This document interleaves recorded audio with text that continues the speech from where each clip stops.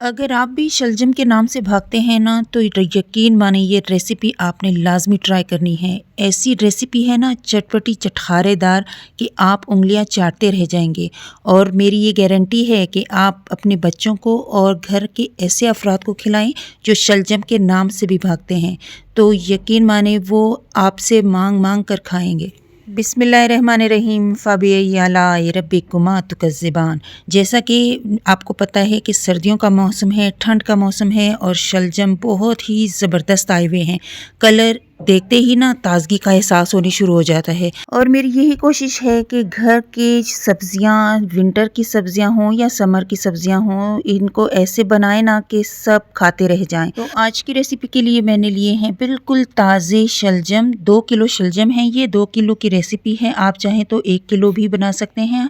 Recipe को half कर लीजिएगा, छील के मोटे मोटे टुकड़ों में काट लीजिएगा। यहाँ पे मैंने ऑयल लिया है हाफ कप, इसमें मैंने ज़ीरा डाला है आधा चम्मच। ज़ीरे को अच्छे से कड़कड़ाना है ताकि खुशबू भी अच्छी से आए।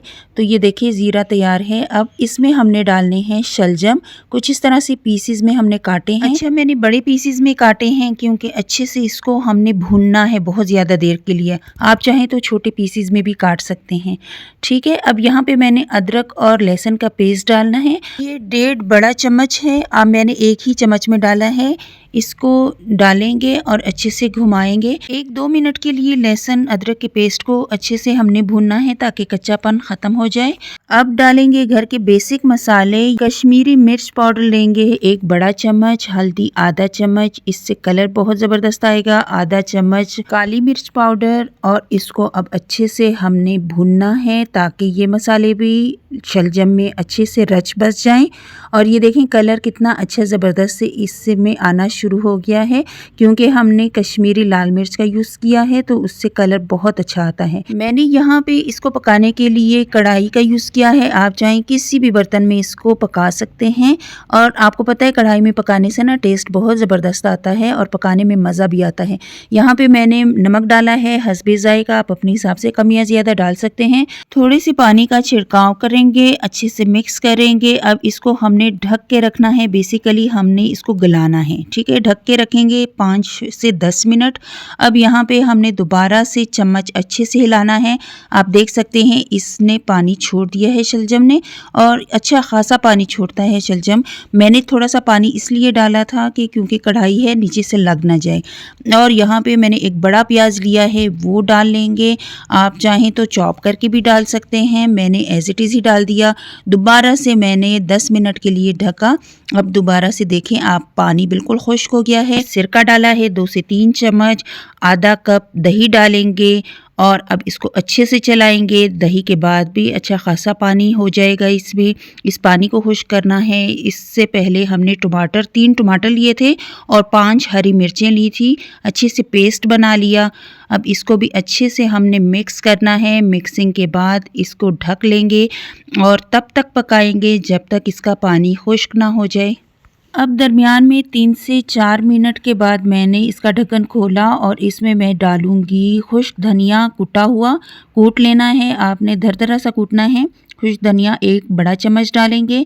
अगेन अच्छे से मिक्स करेंगे और यहाँ पे ये देखें इसका कितना अच्छा सा कलर आने शुरू हो गया है। दोबारा से ढकेंगे, ढकना बहुत ज़रूरी है क्योंकि इसने गलना है। अब यहाँ पे पानी बिल्कुल खुश्क हो गया है। पानी खुश्क होने के बाद मैं इसमें डालूँगी 1 पाव चिकन। चिकन को मैंने बारीक बारीक कर लिया था, बहुत बारीक सा, कीमा भी नहीं करना, बस इस तरह से आपने रखना है। ये ऐड कर ले, अच्छे से मिक्स करें। अब आप कहेंगे ये चिकन स्टार्टिंग में भी तो डाल सकते थे, लेकिन नहीं, इसी स्टेज पे इसको डालेंगे क्योंकि इसका टेस्ट बहुत ही ज़बरदस्त आएगा। अब मैंने अगेन पानी ऐड कर दिया है ताकि चिकन का जो टेस्ट है ना वो पानी में ऐड हो जाएगा, शोरबे में ऐड हो जाएगा और वो बहुत ही लजीज इसका टेस्ट बढ़ाएगा। तो यहाँ पे अगेन हमने इसको अब हमने भूनना है। इसका ढक्कन निकाल के तेज़ आंच पे हमने भूनना है। भुनाई के बाद जब पानी बिल्कुल खुश्क हो गया तो अब इसको हमने घोंटने से घोंटना है।